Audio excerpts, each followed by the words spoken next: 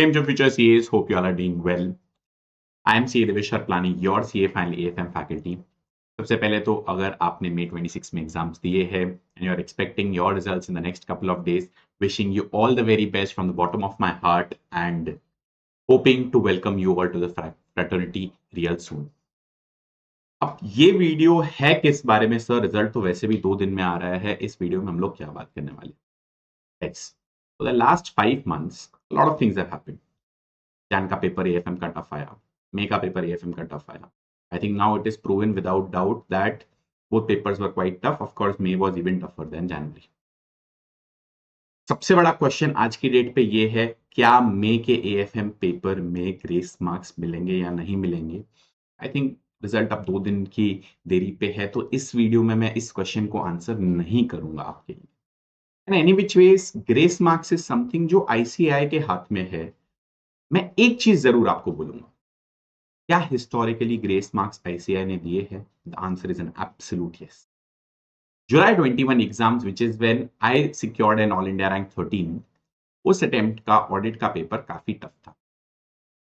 उन एग्जाम्स में ICAI ने 5 ग्रेस मार्क्स दिए हैं. मैंने खुद देखा है. तो क्या ICAI ग्रेस मार्क्स दे सकता है? The answer is an absolute yes. क्या May 26 के AFM पेपर में ग्रेस मार्क्स मिलेंगे?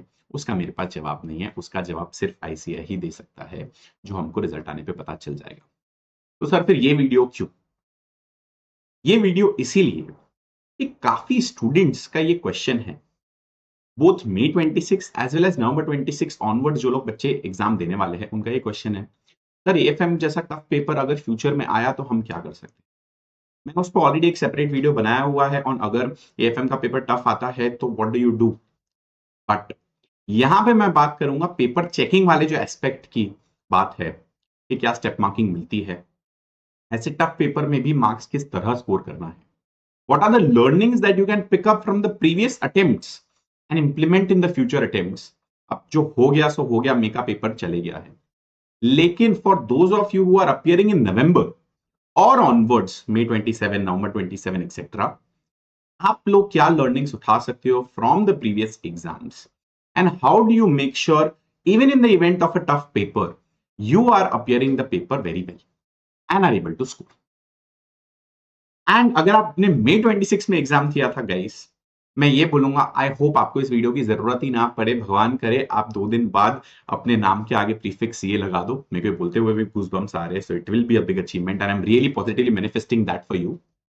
लेकिन अगर आपको पॉजिटिव अफर्मेशन चाहिए, अगर आप नर्वस हो और आपको चाहिए कि ये वीडियो देख के आपको थोड़ा कॉन्फिडेंस आ जाए कि मैंने कुछ तो AFM में लिखा, आई एम नॉट श्योर मेरा आंसर सही है, बट उस टाइम पे तो सही लग रहा था, लेकिन क्योंकि इतना पैनिक का माहौल था, despite the fact that I felt I have logistically और other logically solved it well, I still feel कहीं ना कहीं शायद गलत था, सही था, आई एम नॉट श्योर. तो अगर आपको कॉन्फिडेंस गेन करना है, you can watch this video. Otherwise this video is specifically for those who are going to appear in November 26, May 27, November 27 and so on. Now, what is this video about? इस video में we will be analyzing a certified copy of a January 26 paper. अब मे का तो है नहीं, तो मैं कर नहीं सकता. जब मे का आएगा, मे का भी हम सर्टिफाइड कॉपी एनालाइज करेंगे to see how ICAI checks the papers. लेकिन जैन भी कहीं ना कहीं रीजनेबली टफ था, of course not as tough as the May 26 paper, लेकिन क्योंकि रीजनेबली टफ था, मैंने सोचा एक जैन का पेपर लेके हम लोग एनालाइज करते हैं. But not just that, I have requested and a lot of All India rankers of January 26 have obliged. I have 33 certified copies ka repository. Let me show you. Why don't I show you that right here. As you can see, I have, and of course, thanks to all the January 26 rankers who have helped, a lot of them have willingly shared their certified copies so that all those of you जो लोग अब paper देने वाले हैं in November 26 and onwards, you all can go through those certified copies and analyze at your end and learn from what are the good practices, what are the mistakes that you should avoid and so on and so forth. ये कहां पे मिलेंगे ये मैं video के and पे बताऊंगा, इसको अभी के लिए साइड में रखिए. तो first of all, thanks to all of those, यहाँ पे मैंने स्टूडेंट्स लिखा था पहले, but then I realise those have actually cleared and qualified as CAs, and which is why the smiley, and of course hopefully you also end up clearing soon. So my best wishes to all those of you who are watching this video. कहाँ से path मिलेगा आप उसकी tension मत करिए. I will share with you all of these. I have taken approval from these respective CEOs also that इनकी certified copies मैं share कर सकता हूँ आपके साथ. इस वीडियो में आई want to show you what are the best practices के अगर टफ पेपर आता है. Yes, January was not as tough as may, लेकिन टफ तो था ऑब्जेक्टिवली एएफएम का पेपर. तो ऐसे टफ पेपर के सिनेरियो में how do you handle, how do you still end up scoring marks? That is what we will do in this paper. We will take one paper and fully analyze it, but before that let me show you something. And guys, towards the end of this video we will also summarize all our learnings. आपको एक paper तो दिखा दूंगा but वो ठीक है. What is more important is उस paper में से हमारे learnings क्या आ रहे हैं at a thematic level, जो हमको हमारे पेपर्स में इंप्लीमेंट करना है. सिर्फ एएफएम में नहीं, एक्चुअली सारे पेपर्स में, बट स्पेसिफिकली एएफएम में हमको जरूर इंप्लीमेंट करने. इसी डॉक्यूमेंट में नीचे है बट मैं उस पर लास्ट में आऊंगा. ग्रेस मार्क्स का मैंने आपको आंसर दे दिया है. क्या आईसीएआई दे सकता है grace marks? The answer is an absolute yes. क्या May 26 एएफएम में देगा? उसका answer I think we will get in a few days. Okay, now let me show you something which is very interesting. Now first of all, thanks to all of these people who have shared their, so there's some 31 people who agreed to share their answer sheets which I'm sharing with you also. Really grateful to all of them, and you'll get the link also, so don't worry. Now within this, a few names I've kept anonymous on a no name basis, but all of these are all India rankers. Sir, आप all India ranker का paper दिखा रहे हो? Yes, लेकिन वो मेरे लिए accessible था इसीलिए. लेकिन I will pick one paper जिसमें सब्जेक्टिव में रीजनेबल मार्क्स है या फिर कम मार्क्स है, आई वुड से रिलेटिवली, जो नॉर्मल स्टूडेंट के बराबर ही है कहीं ना कहीं. एंड हेंस जो पेपर मैं एनालाइज कर रहा हूं वो नॉर्मल है, जहां पे मैं आपको दिखा सकता हूं कि सब्जेक्टिव में कितने मार्क्स मिले हैं. But the reason I'm showing you this list is, and again, thanks a lot to all of these CAs who've shared their certified copies. What I wanted to show you is, यहाँ देखिए, one gentleman has got 85 marks in the January 26 AFM paper. You see at least 5 people, और ये 5 लोग तो वो है जिन्होंने share किया, हो सकता है और भी कोई हो जो मेरे को पता नहीं है. इन 5 लोगों के 80 प्लस मार्क्स आए. You see a lot of these are 70 plus scores, 60 plus scores. Even in a tough paper, I know these are all India rankers, sir. सब लोग all India ranker नहीं होते. I fully agree, guys. But I'm trying to say कि इन लोगों की अगर 85 आ सकते हैं, तो all of us as normal students can definitely score 50, 60 in a normal paper. ठीक है. अब the point I wanted to make is, इनके 85 है, इनके 58 है. ठीक है. Reverse marks. लेकिन आप एक चीज नोटिस करो, इनके डिस्क्रिप्टिव में 57 है, इनके डिस्क्रिप्टिव में 28 है, लेकिन इनके 30 मार्क्स एमसीक्यूज में. So despite the fact that he scored lesser in descriptive, because he scored 30 on 30 in MCQs, he ended up securing 58 marks. So one learning that I wanted to share, why I'm showing this list, is to make 2 points. कि guys अगर tough paper भी है, yes of course, अगर normally किसी ranker को 90-95 marks आते, उसको 90-95 नहीं आएंगे, उसको 80-85 आएंगे. एंड सिमिलरली अगर नॉर्मली आपको, and I am assuming you are the watcher is an average student, ठीक है, I am taking that assumption, अगर नॉर्मली एएफएम में आपको 60 to 70 आते, तो in a tough paper you can still score 50 to 60 is the point I am trying to make. ठीक है, there are a lot of videos on YouTube, lot of topics that are getting discussed where we are taking a criticism approach, and I get all the anger, but I am saying you have to deal with the cards that you have.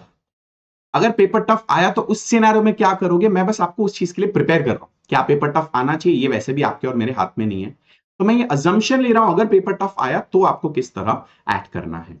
आप में से काफी लोग comments में ये लिखेंगे, sir आपने May 26 का पेपर नहीं लिखा इसलिए आप ये बोल रहे हो. गाइज मैं भी सीए हूं, हमारे टाइम पे भी कोई ना कोई पेपर टफ आया ही था. आई एम टेलिंग यू, हमारे टाइम पे भी ऑडिट टफ था, हमारे टाइम में कोई पेपर टफ आता ही है. बट आपके अटेम्प्ट में अगर टफ आया नवंबर 26 में, May 27 में, so how will you act is the question that we will answer in this video. Coming back, you see on an average people have scored 28 in MCQs. On an average people have scored 28 in MCQs. Of course, on an average is, ये sample size is very small, so we cannot sort of speak for the broader audience. But मेरा point ये है कि इन a tough paper जहां पे आपके descriptive में 44 is an average out of 70, MCQs can still be scoring, guys. And ये चीज कहीं ना कहीं मे के पेपर में भी थी. आई नो पॉइजन पिल वाला जो एमसीक्यू था या पुट वाला जो एमसीक्यू था, कहीं ना कहीं वो सारे जो एमसीक्यूज थे, they were tough, and I agree, I get it. लेकिन अगर आप उस पे से लर्निंग्स लेकर आप थियरी को एमसीक्यू के लिए भी पढ़कर जा रहे हो, MCQs are indeed scoring guys, that is what I am trying to tell you. Okay, so I wanted to just share this कि अगर आप 30 on 30 एमसीक्यूज में, it is very possible that you get 30 on 30 in MCQs. You see a lot of people have gotten 30 on 30 even in a tough paper. आप subjective tough है को देख कर डर मत जाओ, आप ये सोचो कि चलो let me score as much as possible in MCQs, फिर सब्जेक्टिव में जितना हो सकेगा हम स्कोर करेंगे, ठीक है। Now let us go into, I will show you the suggested answers and the certified copies, okay। I will show you both side by side so that you know कितना step marking है कितना नहीं है, ठीक है। I am going to show you this paper। so this paper is 28 marks out of 70, कहीं ना कहीं 40% मार्क्स, ठीक है। 40% marks in subjective. It's not like I am showing you paper जिसको 60 आए 70 में से, नहीं, ठीक है। तो कहीं ना कहीं ये average paper from a descriptive perspective गिन सकते हैं, which is I have taken this and I want you to know that step marking is given, that even in a tough paper marks can be scored. हाँ, शायद 70 में से 60 नहीं आ पाए, 50 नहीं आ पाए, बट 30, 28, 35 डेफिनेटली आ सकते हैं। देन आप 20-25 अगर एमसीक्यूज में ला रहे हो, आप 20-25 एमसीक्यूज में 30-35 अगर आप सब्जेक्टिव में ला रहे हो, तो कहीं ना कहीं आप 50 से 60 मार्क्स तो फिर भी स्कोर कर पाओगे। Now let's say, now in his case he has attempted, if you see, all the questions। so इन्होंने क्वेश्चन 1 2 3 4 5 6 all attempt किए हैं। You can choose not to attempt क्योंकि टाइम कम होता है टफ पेपर्स में, लेकिन यूसी आईसीआई क्या करता है, जिस क्वेश्चन में सबसे कम मार्क्स है ना, उसको आईसीआई ऑप्शनल कंसिडर कर देता है। बाकी सारे क्वेश्चंस के मार्क्स आईसीआई ने इंक्लूड किए हैं, ठीक है। The one more thing that I want to share over here is, you see कुछ भी हो, he has tried to at least attempt as many questions as possible। so that is one learning that I want to share, guys। even if he has scored 3 out of 4, even if he has scored 1 out of 4, even if again 3 out of 4, 3 out of 6, 1 out of 4, 4 out of 6, except for this one question जो इनका छूट गया है या नहीं आता था, except for this one question he has attempted। so one learning is, guys, attempt the questions। Even if you try, शायद भी वो 1-2 मार्क मिल जाए, शायद that 1 mark makes the difference between 39-40 और 59-60 और हु नोस 199-200 और अदर आई वुड से 149-150, sorry एक ग्रुप के 150 मार्क्स हो गए, हमारे टाइम पे 4 सब्जेक्ट्स थे, और else maybe it makes the difference between 299 and 300, you never know। so one more learning over here is that try to attempt as many questions as possible, okay। now let us now analyze question by question। so he started with attempting question 6b। so one thing that all of you know, and ये तो हर सी student को पता ही है, but फिर भी I'm stating the obvious, guys, you don't need to start from question 1। you don't need to solve the questions in sequence। आप वो question से स्टार्ट करो जो आपको सबसे अच्छा आता है। अब इनको 6b सबसे अच्छा आता था कि नहीं, that I don't know, but I'm assuming he has started from 6b because he knew 6b।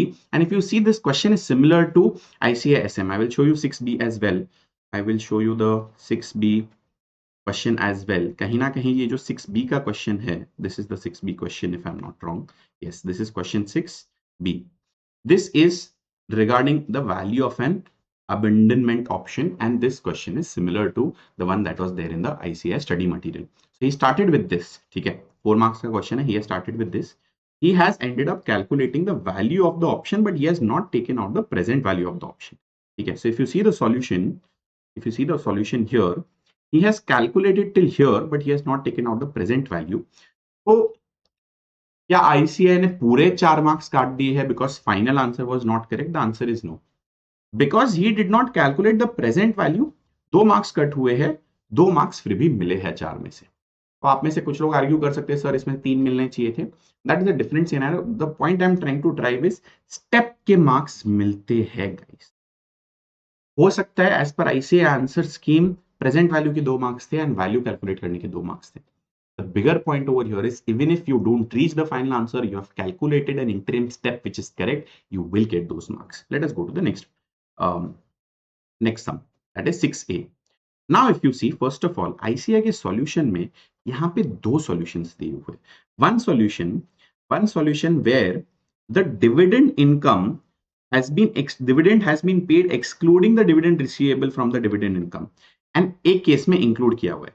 तो यहाँ पे जो है डिविडेंड डिस्ट्रीब्यूटेड इज 4 एंड यहाँ पे if I am not wrong the dividend distributed is 4.6. Yes, और other dividend distributed is 3.68, dividend received is 4.6. Okay, so कहीं ना कहीं आप देखोगे ICAI will also consider if there are alternate solutions.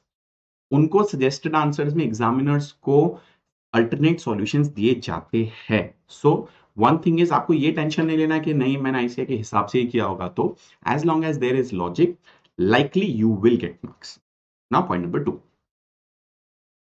यहां पे इफ यू सी, इन्होंने डिविडेंड रिसीव्ड 4.6 किया है, तो he has calculated as per this scenario which is the alternate scenario and yet he has gotten the 1 mark of that step. If you see, इनको 6A में step 1 के marks मिले हैं. But was his answer correct? The answer was not correct. If you see, management fees यहाँ पे 5 है, यहाँ पे कहीं ना कहीं इन्होंने मैनेजमेंट फी कैलकुलेट अलग नंबर किया हुआ है. ठीक है, let us see his management fees over here. Management fees, okay, his management fees is correct, which is 5, but his amount distributed and the final amount, for example underwriting commission, इन्होंने 4 consider किया. The answer is actually 40 lakhs, and his overall number is working note closing cash balance was 2.92 as per him. However, the closing cash balance as per ICAI is 141.92, and the overall answer, which is 27.68, is not exactly matching. ठीक है, इनका overall answer यहाँ पे actually NAV का जो answer है 11.46, यहाँ पे इनका 11.82 आ रहा है.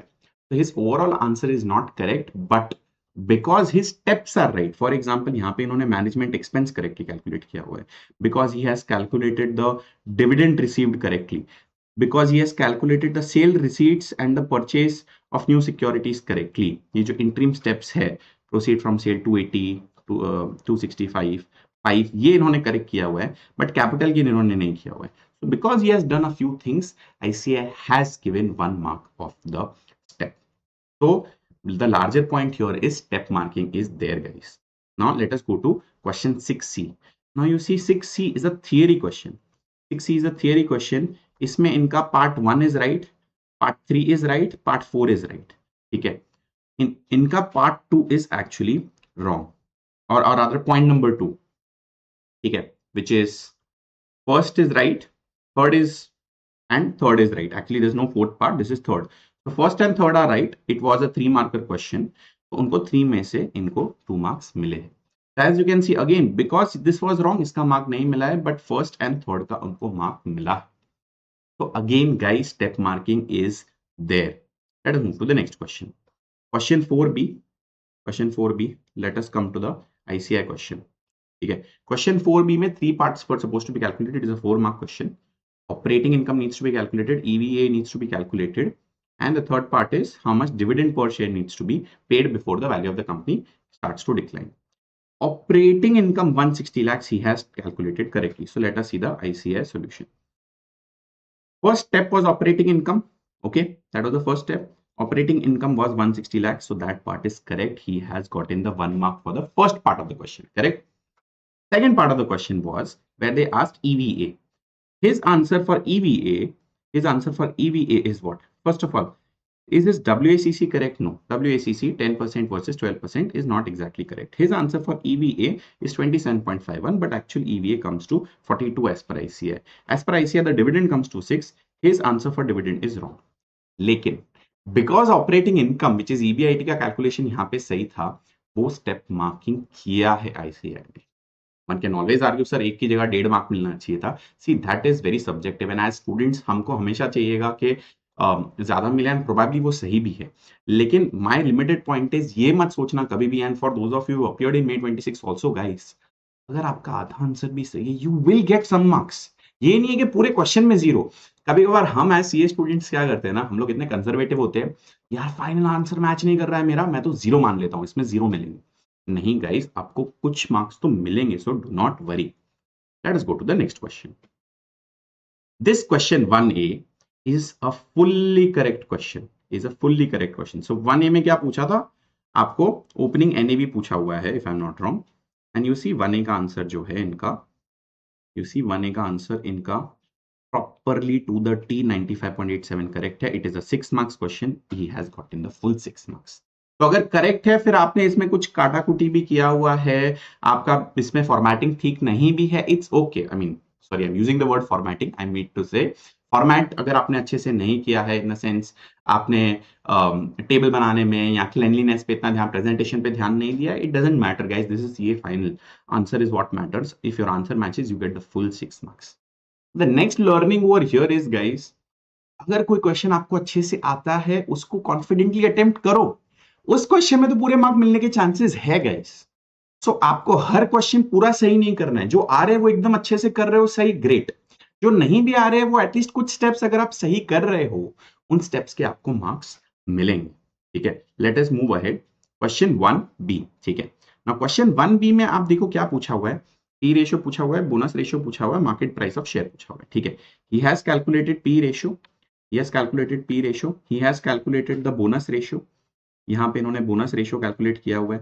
ठीक है, नाउ उसके बाद बीच में इनके रफ पेजेस है, some directly moving ahead, he has calculated the market price, so market price is the third one.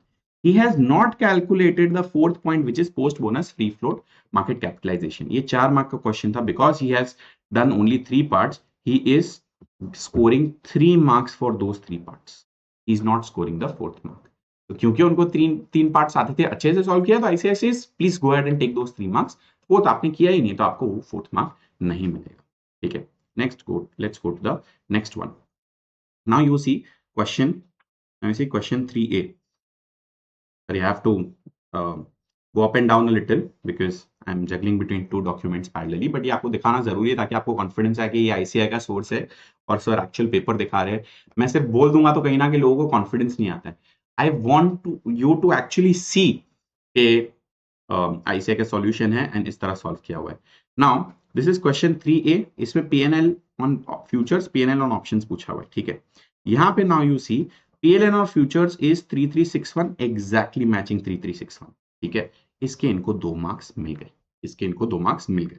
Now if you see options, options का जो इनका आंसर है which is 2806, that is not matching with the ICAI answer. लेकिन इसमें एक interim step है जो 750 इन्होंने कैलकुलेट किया हुआ है, वो इनका आंसर सही है। तो यहां पे again ICI has given 1 more mark of this step, 1 more mark is given because एक इंटरिम चीज सही है। तो ये आईसीआई कुड हैव सेड कि अरे ये वाला जो है पूरा गलत है तो आई विल गिव 0, बट नहीं, क्योंकि एक पार्ट सही है उसका 1 मार्क दिया गया है guys. End of course the overall answer if you see 582 या 6167 do not match with the overall answers, so इसके कोई मार्क्स नहीं मिले हैं। तो यहाँ पे net net if you see 2 marks for this and 1 mark for this have been given guys, they have been given, so it's not like ICAI is not giving marks, step marking मिलेगा। that is the confidence I'm trying to drive। मैं इसलिए आपको 4-5 questions दिखा रहा हूं ताकि वो confidence आपको आ जाए। The last question that we will see together is question 3C। Question 3C आप देखिए is a theory question, theory question, all of these 4 points are exactly correct. ये 4 में से इन्होंने 2 पॉइंट्स मेंशन किए हुए हैं, इनको ये 4 मार्क का क्वेश्चन था, 4 मार्क में से इनको 3 मार्क्स मिल गए हैं बिकॉज यहाँ पे इनके 2 points were not the most relevant in terms of, क्योंकि पूछा हुआ था एक्शंस बाय द गवर्नमेंट, यहाँ पे stability of government will not fall under actions by the government या public image will not fall under the action by the government, but out of 4 3 have been given, so again step marking. But more importantly guys, theory, even in a tough paper कुछ तो theory में score कर सकते हो। Theory scoring guys 3 out of 4 have been awarded, so even in a tough paper theory and MCQs आपकी नैया को पार लगा सकते हैं guys, this is one thing that you need to know. You see इस केस में भी थियरी के जो 4 मार्क्स थे उसमें से उनको 3 मार्क्स मिल गए हैं। ठीक है, and hence overall if you see his marks, now again the best part is everywhere where he knew even something, he kept attempting and he has kept getting some marks out of those।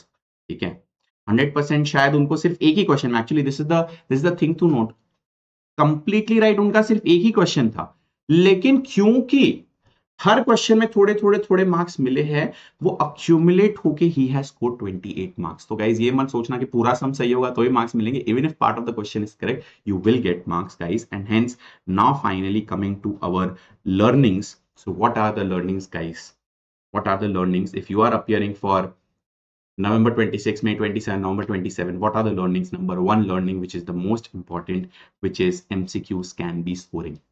But guys आप में से काफी लोग MCQs पे ध्यान नहीं देते हो, प्रैक्टिकल चैप्टर्स की जो थियरी है उस पर आप ध्यान नहीं देते हो, डिस्पाइट द फैक्ट दैट उसमें से एमसीक्यू स्कोर हो सकते हैं। वो एक चीज you need to now be careful. We have our Telegram channel पे daily we are solving 3 MCQs from the nook and corners of the ICS study material.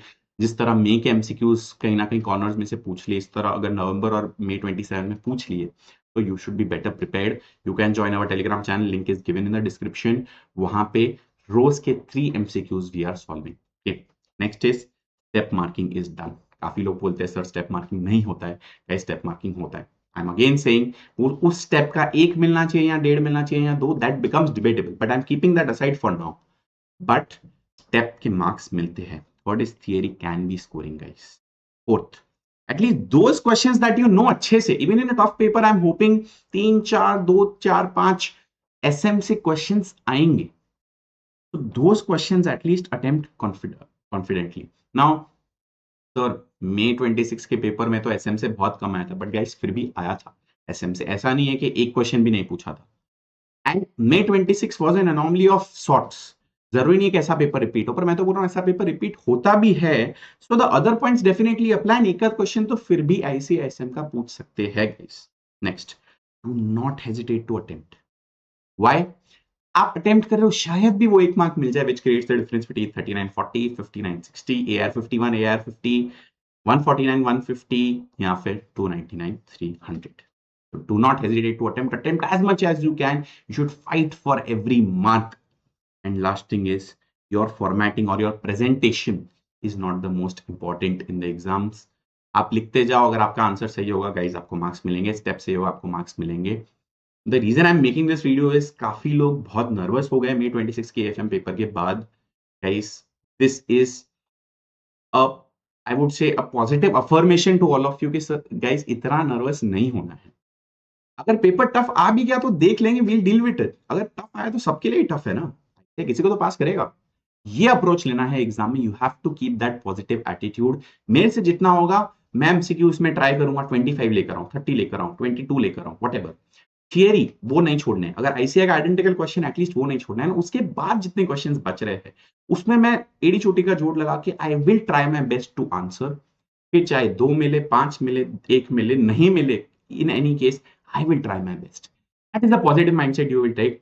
People have been blaming ICA left, right, and center, and I get the frustration. I fully sympathize. मैं student में 26 में attempt देता तो मेरी भी हालत खराब हो जाती उस एएफएम पेपर में, and I fully agree. But I am just saying, for the students who will be appearing November 26, May 27, guys, you have a chance to be better prepared. That's the only thing that I will say. And having said that, guys, if you like this video or if you felt this was informative, please do subscribe to this channel. I will keep getting more videos like these to help you prepare better, especially for CA Final AFM and even otherwise your overall CA Final preparation. And do share it with all your friends who are appearing in November 26, May 27, November 27, and so on. And do like this video as well. Do comment. And for those of you who have your results in a couple of days, guys, wishing you all the very best from the bottom of my heart. I really hope you clear and you have a smile on your face, your family's face. Like I said, I'm getting goosebumps as I say this because those moments are indeed very, very special. And if you have your results in the next 2 days, let us positively manifest that you will clear. Feel free to comment your name and put a prefix CA, and we'll all pray and hope that you clear. All the very best, guys. See you in the next video. Bye-bye.